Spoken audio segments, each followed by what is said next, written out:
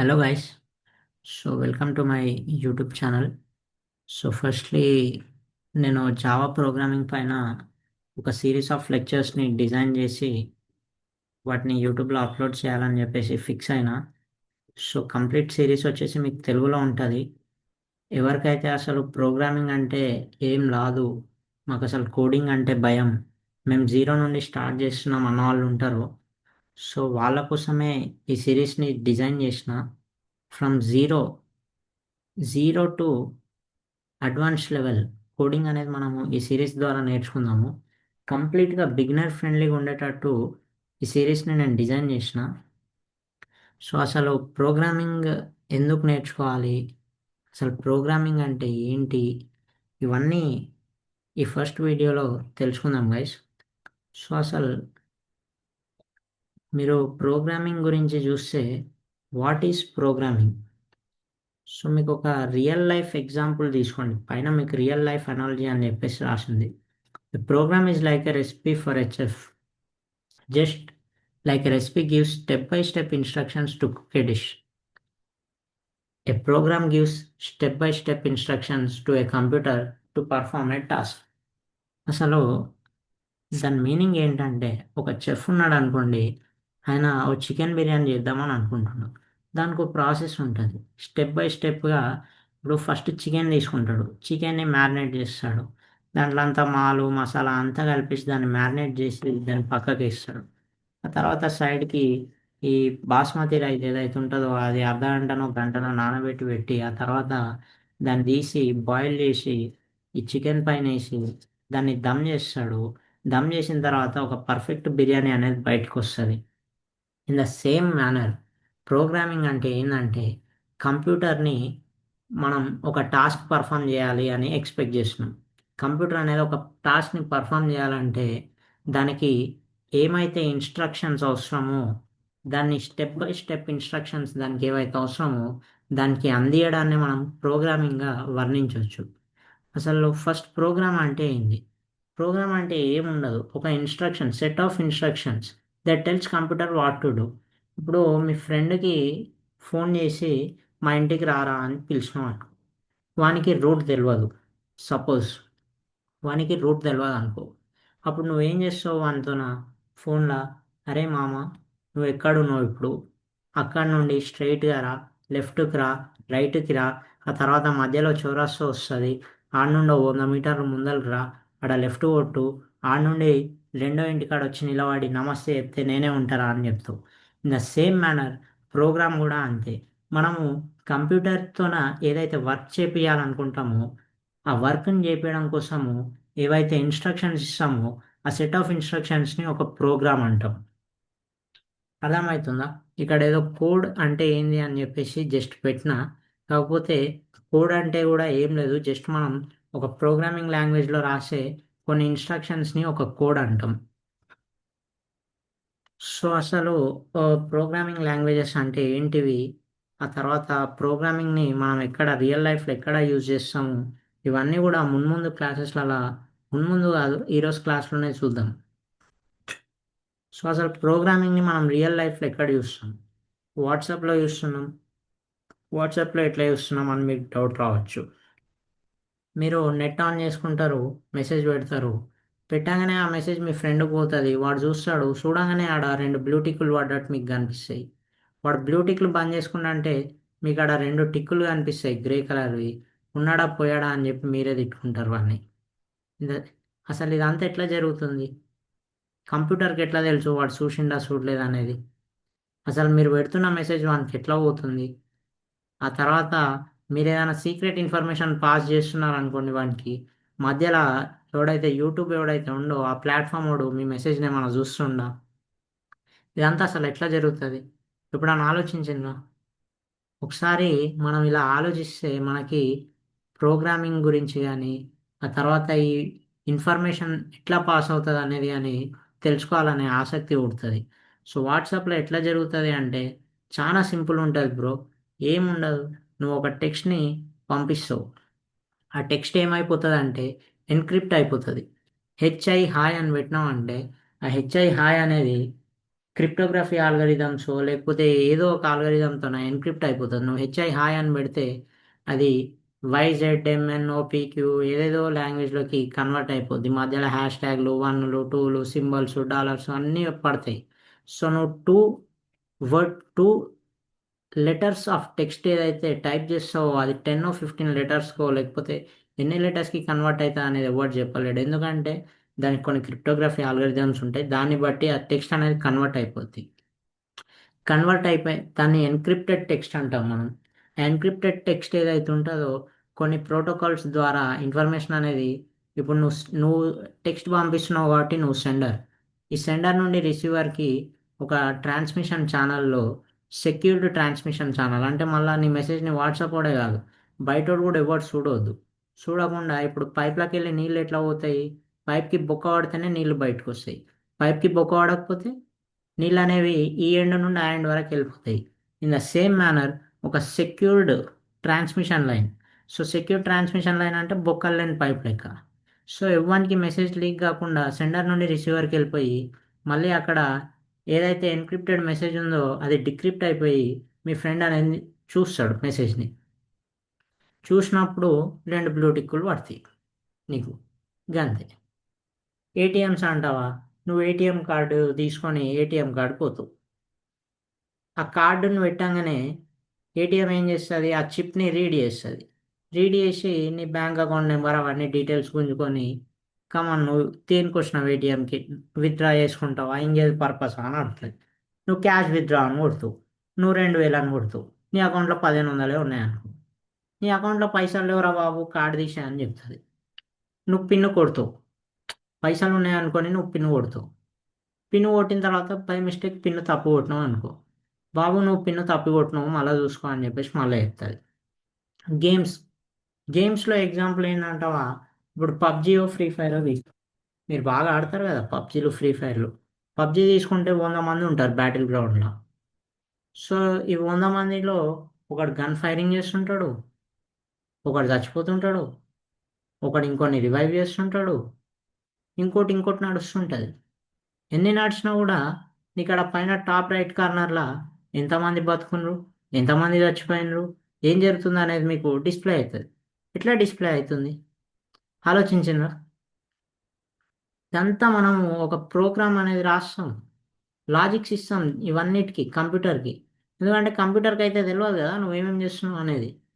So ఇదంతా మనమే logics రాస్తాం, అదే ప్రోగ్రామింగ్ లాంగ్వేజ్ లాగా రాస్తాం. ఇంకో ఎగ్జాంపుల్ వచ్చేసి కార్స్ అని ఉంది. సో కార్స్లో నువ్వు చూసుకుంటే ఇది ఉంది ఆ కార్స్ అని. కార్స్లో ఏముంటుంది సార్ ప్రోగ్రామింగ్? ఒకసారి ఆలోచించు, కార్స్లో ఏముండదు. కార్లో నువ్వు ఇప్పుడు ప్రజెంట్ ఉన్న అడ్వాన్స్ కార్లో కూర్చుంటావు, కార్ టైర్లు ఎంత ప్రెషర్ ఉందో చూపిస్తుంది, 35, 34, 33. ఎట్లా చూపిస్తుంది? దానికి ఎట్లా తెలుసు? పెట్రోల్ ట్యాంక్లో ఎంత డీజిల్ ఉందనేది ఇంతకుముందు ఒక పుల్లు ఉండేది, ఆ పుల్లతో తెలిసేది. ఇప్పుడు డిజిటల్ అయిపోయి ఎట్లా? ఆ తర్వాత ఇప్పుడు వచ్చేసి ఈ ఆటోనమస్ వెహికల్స్ అయిపోయినాయి కదా, auto pilot mode. Auto pilot on చేసుకుంటే డ్రైవరే ఇంకా డ్రైవర్ సీట్లో నువ్వు కూర్చున్నా కూడా పెద్ద ఉపయోగం లేదు. ఎందుకంటే స్టీరింగ్ ఆటోమేటిక్ కంట్రోల్, గేర్లు అదే వేసుకుంటుంది అని అదే వేస్తుంది. ఎట్లా అవుతుంది? ఆ తర్వాత వెబ్సైట్స్. ఈ వెబ్సైట్స్ని డిజైన్ చేయడానికి మనం ప్రోగ్రామింగ్ వాడుతున్నాం. హాస్పిటల్స్ హాస్పిటల్స్లో ఎట్లా యూజ్ చేస్తున్నాం? ఒకసారి చూసుకోండి హాస్పిటల్స్లో ఎట్లా యూజ్ చేస్తున్నాం అనేది. ఇప్పుడు ప్రతి దగ్గర ఏఐ. అసలు హాస్పిటల్స్లో మనం ప్రోగ్రామింగ్ గురించి పక్కన పెడితే రోబోటిక్ సర్జరీసే వచ్చినాయి. అంటే రోబోలు వచ్చి సర్జరీ చేసే కాలం వచ్చింది. అంటే కంప్లీట్గా రోబో చేయదు, డాక్టర్ అసిస్టెంట్స్ కింద రోబో ఉంటుంది. సో ఇంత అడ్వాన్స్ అయిపోతున్నాం మనం. సో నువ్వు ఇంకా కూడా నీకు ప్రోగ్రామింగ్ అనేది తెలియకపోతే నువ్వు నేర్చుకోవాలి, ఈ వీడియో చూసినా నేర్చుకో. రైట్, నెక్స్ట్ స్లైడ్కి వెళ్ళిపోదాం. నెక్స్ట్ స్లైడ్ వచ్చేసి అసలు జావా గురించి బ్రీఫ్ హిస్టరీ చూద్దాం. అసలు జావా ఎక్కడ కనిపెట్టిండ్రు, ఎవరు కనిపెట్టిండ్రు, అవన్నీ కూడా తెలియాలి కదా మనకి. హిస్టరీ ఏంది, జావా యొక్క హిస్టరీ చూద్దాం. సో జావా యొక్క హిస్టరీ చూస్తే జేమ్స్ గాజ్లింగ్ అనేట ఆయన సన్ మైక్రో సిస్టమ్స్లో వర్క్ చేసేటప్పుడు ఆయన ప్రోగ్రామ్ హెడ్గా ఉండి ఈ జావాని కనిపెట్టిండు. 1995లా జావా యొక్క ఫస్ట్ వర్జన్ని రిలీజ్ చేసిండు 1995లా. సో అసలు ఈ సన్ మైక్రో సిస్టమ్స్ గురించి కూడా మీకు ఏమైనా ఐడియా ఉందా లేదా అనేది నాకు తెలియదు. బట్ సన్ మైక్రో సిస్టమ్స్ అనేది ఇండియాలో స్టార్ట్ అయిన కంపెనీ. ప్రజెంట్ అది యూఎస్లో రన్ అవుతుందా లేదా నాకు తెలియదు, బట్ వాళ్ళ హెడ్ క్వార్టర్స్ అన్నీ యూఎస్లోనే ఉన్నాయి. ఆ తర్వాత జావాని ఒరాకిల్ వాళ్ళు కంప్లీట్ జావాని కాదు, కంప్లీట్ సన్ మైక్రో సిస్టమ్స్ని ఒరాకిల్ వాళ్ళు అక్వైర్ చేసుకున్నారు. అండ్ ఒరాకిల్ వాళ్ళే చూసుకుంటున్నారు. So Java is one of the most popular languages world wide. ఈ విషయం చెప్పుట్లో సందేహమే లేదు. ఎందుకంటే ఎప్పుడో 1995లో రిలీజ్ అయింది జావా. ఈరోజు వచ్చేసి మనం చూసుకుంటే 2026, అంటే 31 సంవత్సరాల క్రితం రిలీజ్ అయింది లాంగ్వేజ్. 31 సంవత్సరాలు అయినా కూడా మీరు దిల్సుఖ్నగర్ కానీ అమీర్పేట్ కానీ ఏ కోచింగ్ ఇన్స్టిట్యూట్ అయినా జావా ఫుల్ స్టాక్ చెప్తుండ్రు. 30 ఏళ్ళు అయినా కూడా 31 ఏళ్ళు అయినా కూడా దాని డిమాండ్ పడిపోలేదు. ఎందుకంటే ఆ లాంగ్వేజ్ అంత రోబస్ట్ ఉంటుంది కాబట్టి ఆ లాంగ్వేజ్కి ఆ పాపులారిటీ అనేది ఉంది. సో జావా నేర్చుకోవడము ఆల్రెడీ 30 ఏళ్ళు అయింది కదా సార్, ఇంకా ఇప్పుడు కూడా జావా నేర్చుకోవడం ఇంపార్టెంట్ అంటే ఇంపార్టెంట్ అనే చెప్తా. ఎందుకనేది కూడా నెక్స్ట్ చెప్తా. దానికన్నా ముందు అసలు ఈ ప్రోగ్రామింగ్ లాంగ్వేజెస్ స్టార్ట్ అయినప్పుడు బి లాంగ్వేజ్ అనేది వచ్చింది. First programming language B language 2 years ఏమో ఉండే, ఆ తర్వాత సి లాంగ్వేజ్ వచ్చింది. సి లాంగ్వేజ్ కూడా అవుతలే అని చెప్పి C++ వచ్చింది. C++ పోయి ఇంకా వేరే వేరే ఎన్నో లాంగ్వేజ్లు వచ్చినాయి. ఈరోజు బి లాంగ్వేజ్ అనేది వరల్డ్ వైడ్ అసలు ప్రోగ్రామర్స్ ఎవడు వాడడు. సి లాంగ్వేజ్ అనేది ఎంబెడెడ్ సి రూపంలో ఏడనో ఒక 5% ఆఫ్ ప్రోగ్రామర్స్ సి లాంగ్వేజ్ని యూజ్ చేస్తుండ్రు. C++ని గేమింగ్ సెక్టార్లో వీళ్ళు యూజ్ చేస్తూ ఉన్నారు. కానీ మెజారిటీ పోర్షన్ ఒక అట్లీస్ట్ ఒక 60 to 70% ప్రోగ్రామర్స్ వాడే లాంగ్వేజ్ ఏదైనా ఉంది ఇంకా అప్లికేషన్స్లో వాడుతుందంటే అది జావా లాంగ్వేజ్. అందుకే దానికి ఈరోజు కూడా డిమాండ్ ఉంది. ఇప్పటికి కూడా ఎక్కడెక్కడ వాడుతున్నాం సార్ అంటే ఆండ్రాయిడ్ యాప్స్ మొత్తం జావా మీదనే. ఇప్పుడు ఫ్లటర్తోనే యూజ్ చేసి డెవలప్ చేస్తున్నారు. బట్ ఈవెన్ ఫ్లటర్ కన్నా ముందు కూడా జావాని యూజ్ చేసిండ్రు. జావా మైక్రో సర్వీసెస్ అవి యూజ్ చేసి డెవలప్ చేసిండ్రు. అట్నే ఆండ్రాయిడ్ యాప్స్లో ఫ్లటర్ వాడుతున్నారు కదా సార్ అంటున్నావు కదా. ఇప్పుడు ఫ్లటర్ని కూడా మీరు తీసుకుంటే సేమ్ జావా లెక్కనే ఉంటుంది, కొత్తగా ఏమి ఉండదు. నీకు జావా వస్తే ఫ్లటరు హార్డ్లీ 1 to 2 monthsలో నేర్చుకోవచ్చు నువ్వు. నెల లేదా 2 నెలలు కూర్చున్నావు అంటే నీకు ఫ్లటర్ వచ్చి ఈజీ అయిపోతుంది, అంత సింపుల్ ఉంటుంది. తర్వాత బ్యాంకింగ్ సిస్టమ్స్, నువ్వు ఏ బ్యాంకింగ్ సిస్టమ్ మీద వర్క్ చేసే ఏ డెవలపర్ అని అడుగు, మీరు ఏ లాంగ్వేజ్ వాడుతున్నారు ప్రోగ్రామింగ్ కంటే జావా అనే చెప్తాడు. నీకు కమర్షియల్ వెబ్ అప్లికేషన్స్ మొత్తం జావా మీదనే నడుస్తాయి. వెబ్ అప్లికేషన్స్ జోలి వచ్చిందంటే ఒకటి గుర్తుపెట్టుకో, అది జావా అని అర్థం. వెబ్ బ్యాక్ ఎండ్ లాజిక్స్ అంతా జావా మీదనే. బిగ్ డేటా, సరే డేటాకి పైథాన్ ఈజ్ బెస్ట్ అనుకుంటాము, అయినా కూడా హడూప్ ఏదైతుందో జావా మీదనే. గేమ్ ఇంజన్స్ C++ తర్వాత జావానే తోపు. ఇట్లా ప్రతి ఫీల్డ్లో జావా అనేది ఉంది. Java super power. అసలు ఈ సూపర్ పవర్ అంటే ఏంది? ఇక్కడ ఒక స్టేట్మెంట్ ఉంది చూడండి, రైట్ వన్స్ రన్ ఎనీవేర్. అంటే ఒకసారి రాసినావు అంటే నువ్వు ఎక్కడైనా రన్ చేయొచ్చు. ఎక్కడన్నా అంటే ఏంది, ఇండియాలో ఉండి ఆఫ్రికాలో రన్ చేస్తా సార్ అంటే చేయొచ్చు అట్లా కూడా. కాకపోతే ఇక్కడ మాట్లాడుతుంది మనం ప్లాట్ఫామ్ గురించి. ఇక్కడ చూడండి, Windows code is written on Windows, it can be run on Mac, Linux, Android without any changes. అంటే మీరు విండోస్ ఆపరేటింగ్ సిస్టమ్ మీద ఒక కోడ్ రాసింది అనుకోండి, ఒక హలో వరల్డ్ ప్రోగ్రామ్ని. ఆ హలో వరల్డ్ ప్రోగ్రామ్ని మీరు ప్లాట్ఫామ్ చేంజ్ అయినప్పుడు వల్ల చేంజ్ చేయాల్సిన పని లేదు.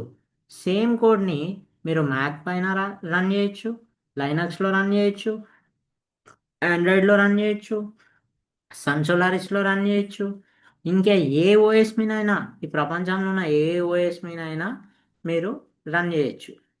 సో దీనికన్నా ముందు ఒక సింపుల్ విషయాన్ని మనం అర్థం చేసుకోవాల్సింది ఒకటి ఉంది. లో లెవెల్ లాంగ్వేజెస్ అంటే ఏంది, హై లెవెల్ లాంగ్వేజెస్ అంటే ఏంది. సో ఇక్కడ చూడండి, LLL లో లెవెల్ లాంగ్వేజెస్. సో లో లెవెల్ లాంగ్వేజెస్ అంటే ఏంటి? లో లెవెల్ లాంగ్వేజెస్ అంటే మనిషికి అర్థం కాదు.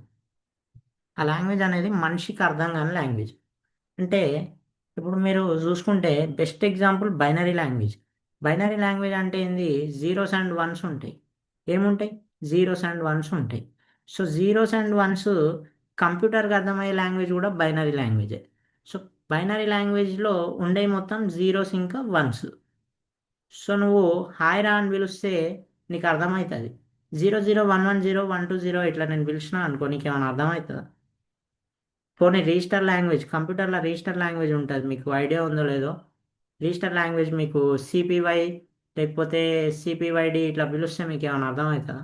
అర్థం కాదు. ఇవన్నీ కంప్యూటర్కి అర్థమయ్యే లాంగ్వేజెస్, మెషిన్ అర్థం చేసుకునే లాంగ్వేజ్. మీరు ప్రాపర్ టర్మినాలజీలో చెప్పాలి లో లెవెల్ లాంగ్వేజ్ అంటే మెషిన్ అండర్స్టాండబుల్ లాంగ్వేజ్ అని చెప్పొచ్చు. సో మెషిన్ అండర్స్టాండబుల్ లాంగ్వేజెస్ని లో లెవెల్ లాంగ్వేజెస్గా క్లాసిఫై చేసింది. ఆ తర్వాత హై లెవెల్ లాంగ్వేజెస్ అంటే ఏందో కూడా చూద్దాం. ఇప్పుడు హై లెవెల్ లాంగ్వేజెస్ వచ్చి తెలుగు ఉంది. నేను అప్పటి సంది మొత్తుకుంటున్నా తెలుగులో, మీకు అర్థమవుతుంది. హిందీ ఉంది, హిందీలో మాట్లాడినా మీకు అర్థమవుతుంది. ఇంగ్లీష్ ఉంది, ఇంగ్లీష్లో మాట్లాడినా మీకు అర్థమవుతుంది. ఇంకేదైనా భాషలో మాట్లాడినా మీకు అర్థమవుతుందంటే అది హై లెవెల్ లాంగ్వేజ్. అర్థమైందా? సో లో level language, high level language. So ఇప్పుడు మనం రాసే జావా ఏదైతుందో మనము కోడ్ వచ్చేసి ఇంగ్లీష్లోనే రాస్తాం. Class, demo, system, out, println, void, main, string, arcs, ఇవన్నీ మనం ఇంగ్లీష్లోనే రాస్తాం. ఇంగ్లీష్లోనే రాస్తున్నాము, ప్రోగ్రామింగ్ లాంగ్వేజ్ అంటున్నాము. కంప్యూటర్కి ఏమో 01 అర్థమవుతుంది అంటున్నాం. అసలు దీనికి ఏమైనా లాజిక్ ఉందా? ఎందుకంటే ఇంగ్లీష్లో రాస్తున్నాము, కంప్యూటర్కి ఏమో ఇంగ్లీష్ అర్థం కాదు, జీరోస్ అండ్ వన్సే అర్థమవుతాయి. కానీ మనం మాత్రం ఇంగ్లీష్నే రాస్తున్నాం. మరి మధ్యలో ఏదో ఒకటి ఉండాలి కదా. ఇప్పుడు ఇంగ్లీష్ నుండి కంప్యూటర్కి అర్థమయ్యే భాష జీరోస్ అండ్ వన్స్లోకి ట్రాన్స్లేట్ చేయడానికి మధ్యలో ఒక సాఫ్ట్వేర్ అనేది ఉంటుంది. ఆ సాఫ్ట్వేర్ని మనము కంపైలర్ అంటాం. ఏమంటాం? కంపైలర్ అంటాం. ఈ కంపైలర్ ఏం చేస్తుందంటే నువ్వు ఇంగ్లీష్లో రాసిన జావా కోడ్ని జీరోస్ అండ్ వన్స్కి కన్వర్ట్ చేస్తుంది. దాన్ని బైట్ కోడ్ అంటాం. ఆ జీరోస్ అండ్ వన్స్ని బైట్ కోడ్ అంటాం. ఆ జీరోస్ అండ్ వన్స్ని బైట్ కోడ్లోకి కన్వర్ట్ చేసి ఒక ఆబ్జెక్ట్ ఫైల్ని క్రియేట్ చేస్తుంది. ఆ ఆబ్జెక్ట్ ఫైల్ని తీసుకెళ్ళి జేవిఎంకి ఇస్తే కోడ్ జేవిఎం అనేది కోడ్ని రన్ చేసి నీకు అవుట్పుట్ స్క్రీన్ మీద కనిపించేటట్టు చేస్తుంది. దాని గురించి అసలు కంపైలరు, జేవిఎం, జేఆర్ఈ, జేడీకే వాటి గురించి డీప్గా డిస్కస్ చేద్దాము. నెక్స్ట్ చూద్దాం అసలు నెక్స్ట్ ఏముందనేది. సో స్టెప్ బై స్టెప్ నేను మీకు ఇప్పటివరకు చెప్పిందంతా మీకు కాన్సెప్ట్ అర్థమైందని అనుకుంటున్నాను. సో ఇవన్నిటిని పక్కన పెడితే ఎప్పుడో 1995లో రిలీజ్ అయింది జావా. 30 ఏళ్ళు అయిపోతుంది, 30 సంవత్సరం నడుస్తుంది, 31th ఇయర్. ఇంకా కూడా ఎందుకు సార్ మరి జావానే నేర్చుకోవాలి? ఎందుకంటే అడ్వాన్స్ అయిపోతున్నారు అందరూ. ఏ యుగంలో ఇంకా జావా ఏంది సార్? గుర్తుపెట్టుకోండి, Java it is one of the top 3 most in demand languages.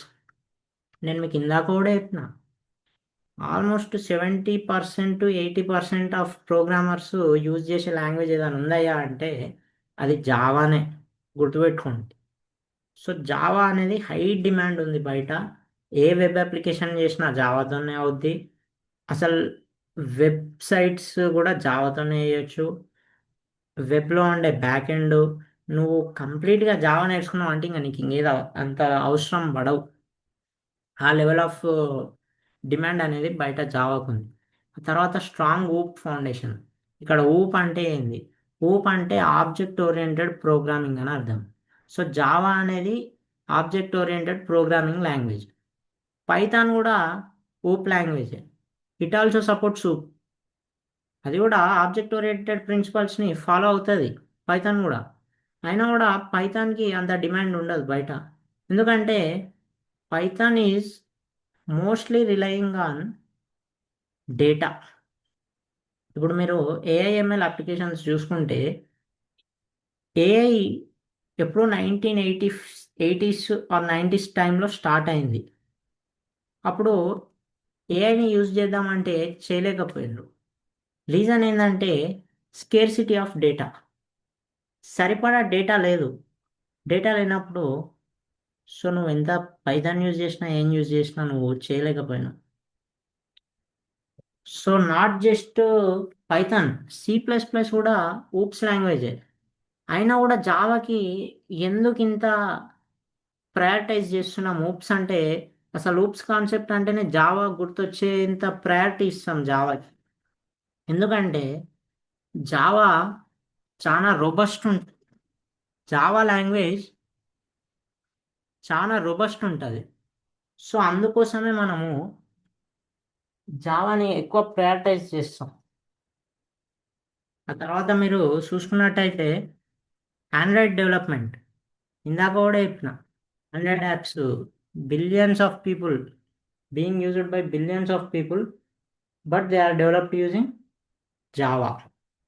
Huge community, ప్రపంచవ్యాప్తంగా ప్రతి ఒక్క కోడర్కి వచ్చిన లాంగ్వేజే ఇది జావా. కాబట్టి వాళ్ళకు ఒక పెద్ద కమ్యూనిటీ అనేది ఉంది.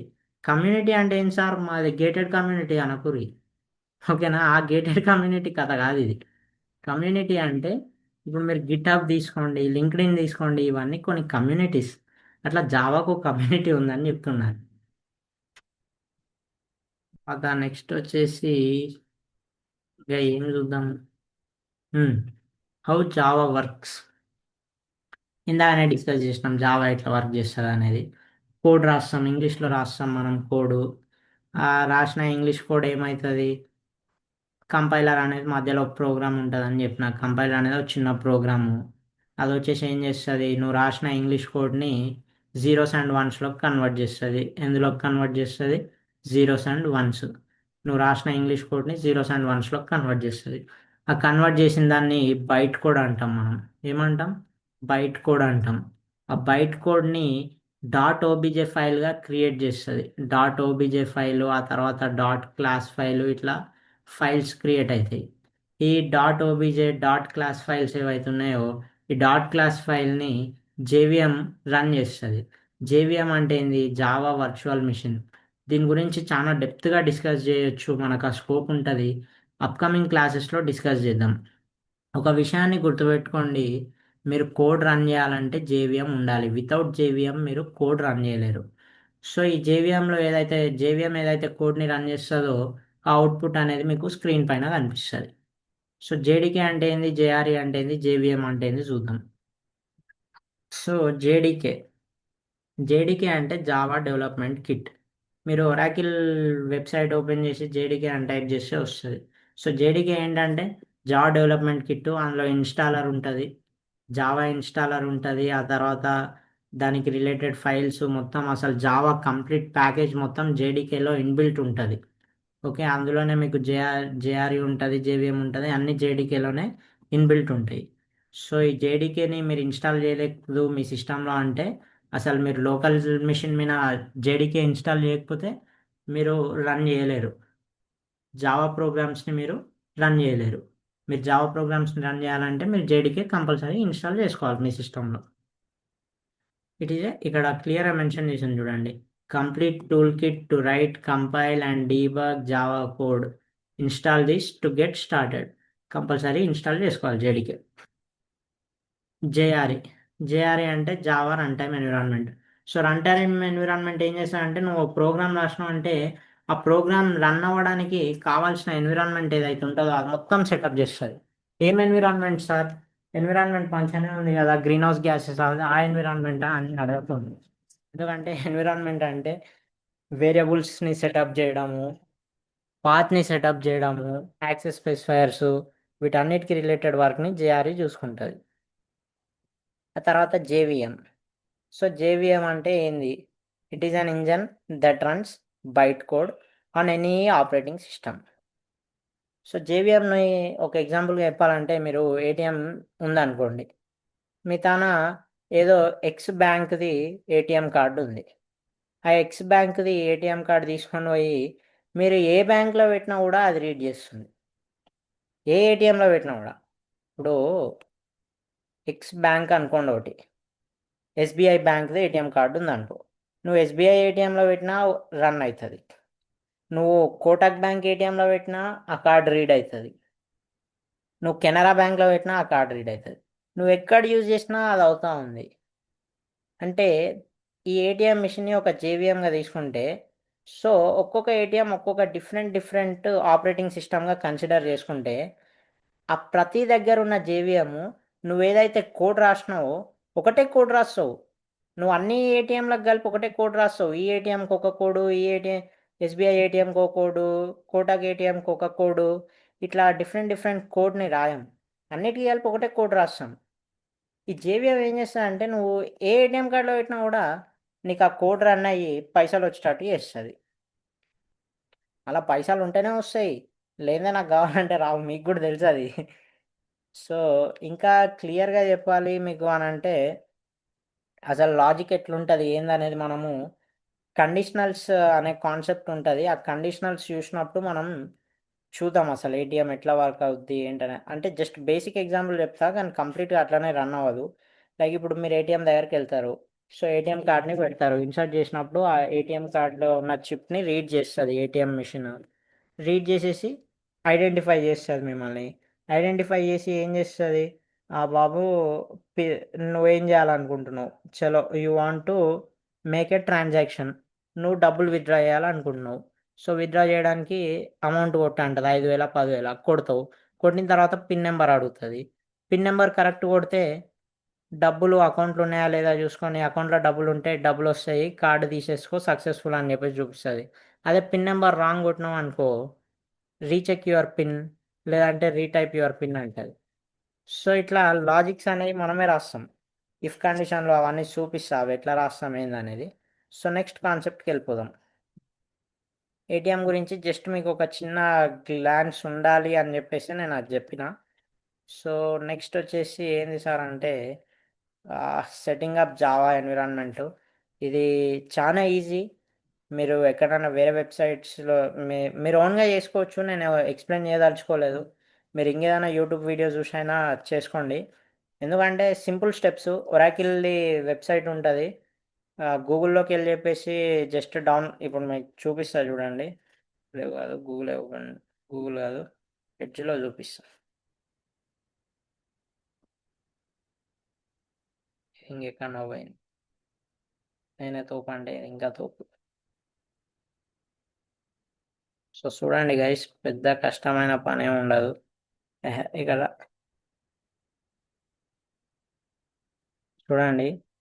జస్ట్ ఇక్కడెళ్ళేసి మీరు ఒరాకిల్ 20 ఒరాకిల్ ఎందుకు కొడుతున్నారు నాయన? జేడీకే 21 డౌన్‌లోడ్ అని కొడితే మీకిక్కడ ఫస్ట్ లింక్ వచ్చేసి ఒరాకిల్ వెబ్‌సైట్‌ది ఉంటది. నేను ఇందాకనే చెప్పిన.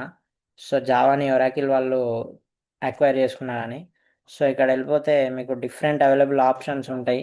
ఎస్‌సీ అంటే స్టాండర్డ్ వర్షన్. మీకు ఈఈ గూడా ఉంటది ఎంటర్‌ప్రైజ్ ఎడిషన్. సో, మీరు రెండిట్లల్లో ఏదైనా డౌన్‌లోడ్ చేసుకోవచ్చు. సో, ఇక్కడ మీకు డౌన్‌లోడ్ ప్యాకేజెస్ కనిపిస్తాయి. జస్ట్ అది క్లిక్ చేసి మీరు డౌన్‌లోడ్ చేసుకోవచ్చు. నా దాంట్లో ఆల్రెడీ డౌన్‌లోడెడ్ ఉంది. కాబట్టి నేను మీకు చూపియదలుచుకోలేదు. So, leave it. ఆహ్, అవన్నీ పక్కన పెట్టేస్తే సరే గైస్ నేనైతే దీని గురించి నేను మీకు చెప్పదలుచుకోలేదు. మనం మన పీపీటీలోకెళ్ళిపోదాము. సో, జస్ట్ డౌన్‌లోడ్ చేసుకోండి, ఇన్‌స్టాల్ చేసుకోండి. అది ఇన్‌స్టాలేషన్ అనేది చాలా సింపుల్. డౌన్‌లోడ్ చేసుకునేటప్పుడు JDK Java 17 or 21. So, JDK 17 or JDK 21ని ఎందుకు రికమెండెడ్ వెర్షన్స్ అంటున్నామంటే, అవి ఎల్టీఎస్ వెర్షన్స్.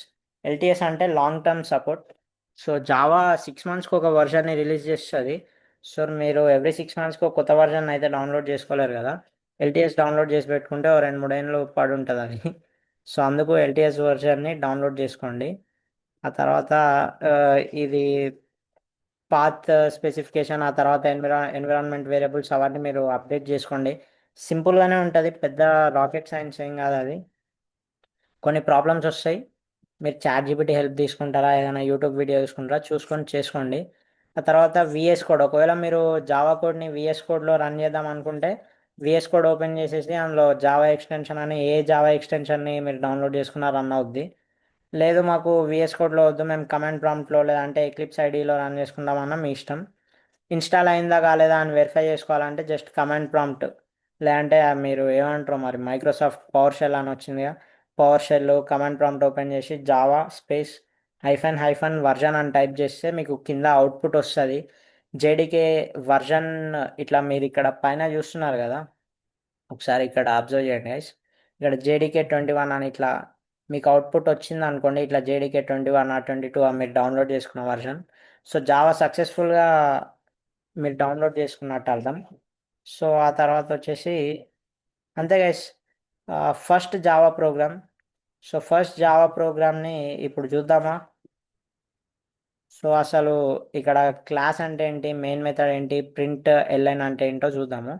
సో ఇక్కడ మనం క్లాస్ అని చెప్పేసి పెట్టినాము.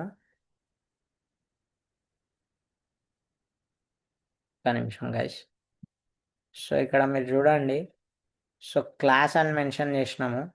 సో ఈ బ్రేసెస్ ఇక్కడ కర్లీ బ్రాకెట్ ఓపెన్ అయింది కదా, ఈ ఓపెన్ అయ్యి ఇక్కడ క్లోజ్ అయినంత వరకు ఈ మొత్తాన్ని ఒక క్లాస్ అంటాము.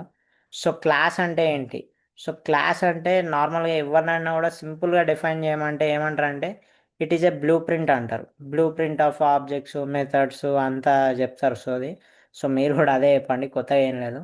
సో మనం ఫర్దర్గా నేర్చుకునేటప్పుడు క్లాస్ అంటే ఏంటి, మెయిన్ మెథడ్ ఏంటి, ప్రింట్, ఈ సిస్టమ్ డాట్ అవుట్ డాట్ ప్రింట్ఎల్ అని ఫంక్షన్స్ ఏంటి, ఇవి మొత్తం నేను డీటెయిల్గా ఎక్స్ప్లెయిన్ చేస్తా. సో ఈ పబ్లిక్ అనేది యాక్సెస్ స్పెసిఫైయర్. ఇక్కడ మనం పబ్లిక్, ప్రైవేట్ ఇట్లా వాడుకోవచ్చు. ప్రొటెక్టెడ్ ఇట్లా యాక్సెస్ స్పెసిఫైయర్స్ని వాడుకోవచ్చు. పబ్లిక్ అంటే ఎవరైనా ఆ క్లాస్ని యాక్సెస్ చేయొచ్చు. ప్రైవేట్ అంటే కొంతమందికి రిస్ట్రిక్టెడ్ యాక్సెస్. ప్రొటెక్టెడ్ అంటే మాత్రం ఓన్లీ అడ్మిన్ మాత్రమే చూడగలిగేటట్టు ఉంటుంది. తర్వాత ఈ స్టాటిక్ వాయిడ్ మెయిన్, ఇది చూడండి ఇక్కడ మెయిన్ అని రాసినాం కదా, ఇది మెయిన్ మెథడ్ అనమాట. సో మెయిన్ మెథడ్ ఏంటంటే మీరు రాసే ప్రోగ్రాంలో మెయిన్ మెథడ్ లేకపోతే ప్రోగ్రామ్ అనేది రన్ అవ్వదు గైస్, ఇది గుర్తుపెట్టుకోండి.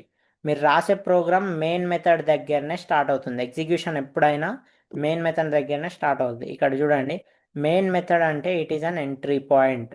Java starts executing from year. So main method is the entry point. Main method రాకపోతే ప్రోగ్రామ్స్ ఎగ్జిక్యూట్ అవ్వవు.